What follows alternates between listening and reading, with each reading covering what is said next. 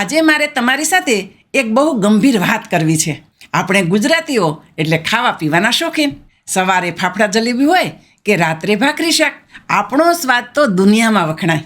પણ ક્યારેય તમે વિચાર્યું છે કે આટલું સારું ખાવા છતાં આજે આપણા જ ઘરમાં, હા કદાચ તમારા જ ઘરમાં, કોઈકને તો ગોઠણનો દુખાવો હશે જ, કોઈને સવારે ઉઠતાની સાથે જ એડીમાં ભયંકર કળતર થતી હશે, તો કોઈને રાત્રે સૂતી વખતે પગની નસો ખેંચાતી હશે.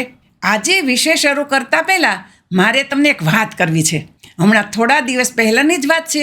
મારે ત્યાં એક બેન આવેલા, નામ એમનું રમીલાબેન. ઉંમર કંઈ બહુ વધારે નહોતી, માંડ 45 વર્ષ હશે. પણ એમની હાલત એવી હતી કે ખુરશીમાંથી ઊભા થવું હોય ને તોય 2 વાર વિચાર કરવો પડે. એમને પગના તળિયામાં એટલી બળતરા થતી હતી કે જાણે કોઈએ નીચે અંગારા મૂક્યા હોય. રાત આખી એ બિચારા પગ પછાડ્યા કરે, પણ ઊંઘ આવે નહીં. એમને એમ જ થતું હતું કે હવે જિંદગી દવાઓના સહારે જ જશે. એમને બસ એમની રોજિંદી ખાણીપીણીમાં થોડો ફેરફાર કર્યો અને આજે જે હું તમને કહેવાની છું એ જ વસ્તુઓ સમજાવી. તમે માનશો નહીં, પણ માત્ર 1.5 મહિનામાં રમીલાબેન મને સામેથી મળવા આવ્યા અને કહ્યું કે શારદાબેન, હવે રાત્રે સળંગ 6 કલાક ઊંઘ આવે છે અને પગની બળતરા ગાયબ છે. જુઓ, હું અહીં કોઈ દાવો નથી કરતી કે મેં ચમત્કાર કર્યો. આ ચમત્કાર આપણી કુદરતી વસ્તુઓનો છે. જો રમીલાબેનને ફરક પડી શકે તો તમને કેમ નહીં? આજે આપણે વાત કરીશું એ સાયલન્ટ વિલન વિશે, જે ધીમે ધીમે આપણું શરીર ખોખલું કરી રહ્યા છે. ભાગ નંબર 1, ગુજરાતીઓની સૌથી મોટી ભૂલ. હવે સવાલ એ થાય કે આપણે તો શુદ્ધ શાકાહારી, દાળ ભાત રોટલી શાક ખાનારા લોકો, તો પછી આ નસો અને હાડકાની નબળાઈ આપણામાં જ કેમ વધારે? તમારા મનમાં પણ થતું હશે ને? તો સાંભળો, આપણી સૌથી મોટી ભૂલ છે આપણી બદલાયેલી લાઈફસ્ટાઈલ અને રિફાઇન્ડ ખોરાક. પહેલાંના જમાનામાં બાજરી કે જુવારના રોટલા ખવાતા, આજે મેંદો અને ઝીણો લોટ ખવાય છે. પહેલાં તડકામાં કામ થતું, આજે એસી ઓફિસ કે ઘરમાં પડદા પાડીને બેસીએ છીએ. આપણા શરીરમાં 3 વસ્તુઓ ઘટી રહી છે જે આ બધી બીમારીનું મૂળ છે. નંબર 1, વિટામિન B12 એટલે કે નસોનું ઈંધણ. નંબર 2, વિટામિન D3 એટલે કે હાડકાનો ચોકીદાર. નંબર 3, કેલ્શિયમ એટલે કે હાડકાનો પાયો. ચાલો એક પછી એક આ ત્રણેયને સમજીએ અને તેનો ઘરેલું ઈલાજ જાણીએ. ભાગ નંબર 2, વિટામિન B12, નસોની તાકાત. સૌથી પહેલાં વાત કરીએ વિટામિન B12ની. જો તમને હાથ પગમાં કીડીઓ ચાલતી હોય તેવું લાગતું હોય, ખાલી ચડી જતી હોય, યાદશક્તિ ઓછી થતી હોય કે હંમેશા થાક લાગતો હોય, તો સમજી લેજો કે તમારી નસો ભૂખી છે અને એનો ખોરાક છે B12. દુર્ભાગ્યે B12 મોટાભાગે માંસાહારમાં મળે છે. તો આપણે શાકાહારી ગુજરાતીઓ શું કરીએ? આપણે ગોળીઓ ગળવી પડે? ના, કુદરતે શાકાહારીઓ માટે પણ રસ્તા રાખ્યા છે. ઉપાય શું? શાકાહારી ભોજનમાં B12 મેળવવાનો શ્રેષ્ઠ રસ્તો છે આથો આવેલો ખોરાક અને દહીં. તમારે શું કરવાનું છે? બપોરે ભોજનમાં 1 વાટકી તાજું દહીં અથવા છાશ ફરજિયાત લેવાની છે. દૂધ કરતાં દહીંમાં B12 જલ્દી મળે છે કારણ કે તેમાં સારા બેક્ટેરિયા હોય છે. આ સિવાય અઠવાડિયામાં 2 વાર ઢોકળા, ઇડલી, હાંડવો કે ઢોસા ખાવા જોઈએ. પણ યાદ રાખજો, એ ઘરે આથો લાવીને બનાવેલા હોવા જોઈએ, બહારના સોડા નાખેલા નહીં. આથો આવવાની પ્રક્રિયામાં કુદરતી રીતે B12 પેદા થાય છે. ભાગ નંબર 3, વિટામિન D3, તડકાની જરૂરિયાત. હવે બીજા વિલનની વાત. ગમે તેટલું કેલ્શિયમ ખાઓ, દૂધ પીવો કે બદામ ખાઓ, પણ જો શરીરમાં વિટામિન D3 નહીં હોય તો એ બધું જ નકામું છે. D3 એ ચાવી છે જે હાડકાનો દરવાજો ખોલે છે, જેથી કેલ્શિયમ અંદર જઈ શકે. ગુજરાતીઓની મોટી ભૂલ અહીં જ થાય છે. આપણે તડકામાં જતા નથી અને જઈએ તો આખું શરીર ઢાંકીને જઈએ છીએ. સચોટ ઉપાય, સવારના કૂણા તડકામાં તો વિટામિન D3 બને જ, પણ સવારે 10 થી બપોરે 11 વાગ્યા વચ્ચેનો તડકો જે આપણી ચામડી પર પડે ત્યારે પણ વિટામિન D3 બને. તમારે રોજ માત્ર 20 મિનિટ માટે તમારા શરીરનો 20% ભાગ, જેમ કે હાથ, પગ કે પીઠ, સીધા સૂર્યપ્રકાશમાં ખુલ્લો રાખવાનો છે. ખાસ ચેતવણી, કાચની બારીમાંથી આવતો તડકો D3 બનાવતો નથી. કાચ D3 બનાવતા કિરણોને રોકી લે છે અને માત્ર ગરમી અંદર આવવા દે છે, જેનાથી ચામડી કાળી પડે, પણ વિટામિન મળે નહીં, એટલે ડાયરેક્ટ તડકામાં જ બેસવું. ભાગ નંબર 4, કેલ્શિયમ. દૂધ કે તલ?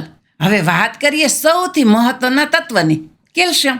આપણે માનીએ છીએ કે દૂધ એટલે કેલ્શિયમ, પણ શું તમને ખબર છે દૂધ કરતાં 10 ગણું વધારે કેલ્શિયમ એક નાનકડી વસ્તુમાં છે, જે તમારા રસોડામાં ડબ્બામાં બંધ પડી છે.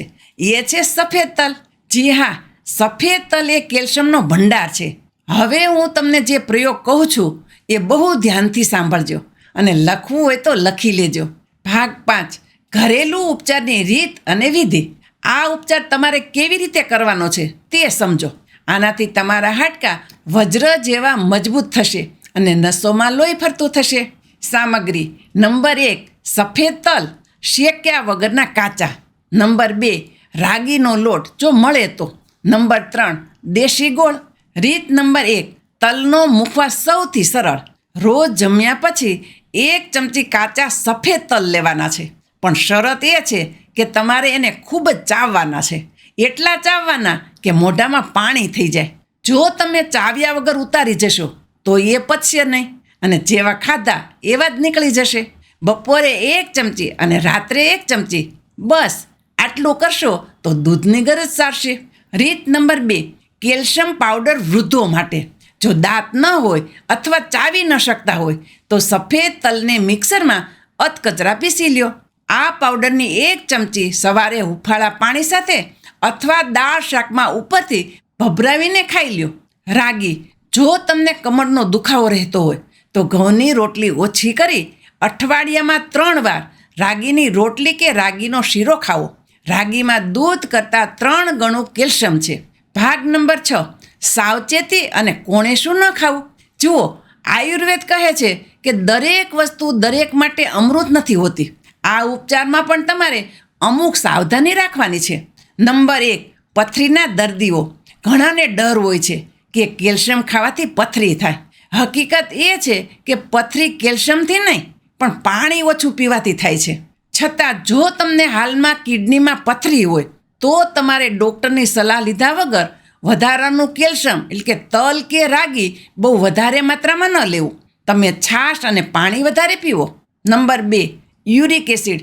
જો તમને યુરિક એસિડની તકલીફ હોય તો આથો આવેલો ખોરાક એટલે કે ઢોકળા, ઇડલી અને દહીં મર્યાદિત માત્રામાં લેવું, કારણ કે ખટાશ ક્યારેક દુખાવો વધારી શકે છે. નંબર 3, ગરમી અથવા પિત્ત પ્રકૃતિ. તલની તાસીર ગરમ હોય છે, એટલે જેમને શરીરમાં બહુ ગરમી રહેતી હોય, મોઢામાં ચાંદા પડતા હોય, એમણે તલને રાત્રે પાણીમાં પલાળી રાખવા અને સવારે એ પલાળેલા તલ ખાવા. પલાળવાથી તેની ગરમી નીકળી જશે અને ફાયદો કરશે. Number 4, diabetes. રાગી કે તલ સાથે ગોળ ખાતી વખતે ડાયાબિટીસવાળા દર્દીએ ધ્યાન રાખવું. ગોળને બદલે તેઓ માત્ર તલ ચાવી શકે છે. ભાગ નંબર 7, ડૉક્ટર પાસે ક્યારે દોડવું. ઘરેલું ઉપચાર સારા છે, પણ આપણે સમજદાર બનવું જોઈએ. ક્યારેક તકલીફ એટલી વધી ગઈ હોય કે ઘરના નુસ્ખા કામ ન આપે. જો તમને નીચેનામાંથી કોઈ લક્ષણ દેખાય તો તાત્કાલિક ડૉક્ટર પાસે જવું. નંબર 1, પગમાં અચાનક સખત દુખાવો ઉપડે અને સોજો આવી જાય. નંબર 2, ચાલતી વખતે સંતુલન ન રહેતું હોય અને પડી જવાય. નંબર 3, હાથ કે પગમાં બિલકુલ સંવેદના જતી રહે, જાણે લાકડું થઈ ગયું હોય. નંબર 4, પેશાબ રોકવામાં તકલીફ થતી હોય અને સાથે કમરનો દુખાવો હોય. આવા સમયે રાહ જોયા વગર ન્યુરોલોજિસ્ટ કે ઓર્થોપેડિક ડૉક્ટરને બતાવો હિતાવહ છે. B12 જો ભયજનક લેવલે ઓછું હોય, જેમ કે 200થી નીચે, તો શરૂઆતમાં ડૉક્ટરના ઇન્જેક્શન લેવા પડે, પછી જ ખોરાક કામ કરશે. ભાગ નંબર 8, પથરીનો ભ્રમ. જતાં જતાં એક મોટો વહેમ દૂર કરતી જાઓ. ઘણા બહેનો મને પૂછે છે, શારદાબેન, તલ ખાઈએ કે કેલ્શિયમ લઈએ તો પથરી ન થાય? બહેનો, પથરી થવાનું મુખ્ય કારણ છે ડિહાઇડ્રેશન, એટલે કે શરીરમાં પાણી ઘટવું.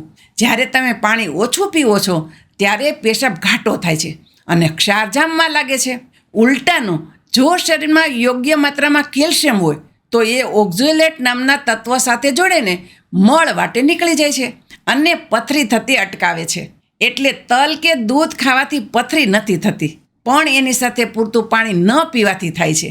એટલે રોજનું 3 થી 4 લીટર પાણી પીવાનું રાખો. તો સારાંશ શું છે? નંબર 1, રોજ બપોરે દહીં કે છાશ પીવો B12 માટે. નંબર 2, રોજ 1 ચમચી કાચા સફેદ તલ ખૂબ ચાવીને ખાવો કેલ્શિયમ માટે. નંબર 3, સવારે 20 મિનિટ તડકામાં બેસો વિટામિન D3 માટે. નંબર 4, પૂરતું પાણી પીવો. આટલું કરશો તો મને વિશ્વાસ છે કે તમારી 60 વર્ષની ઉંમરે પણ 45 વર્ષ જેવી સ્ફૂર્તિ હશે.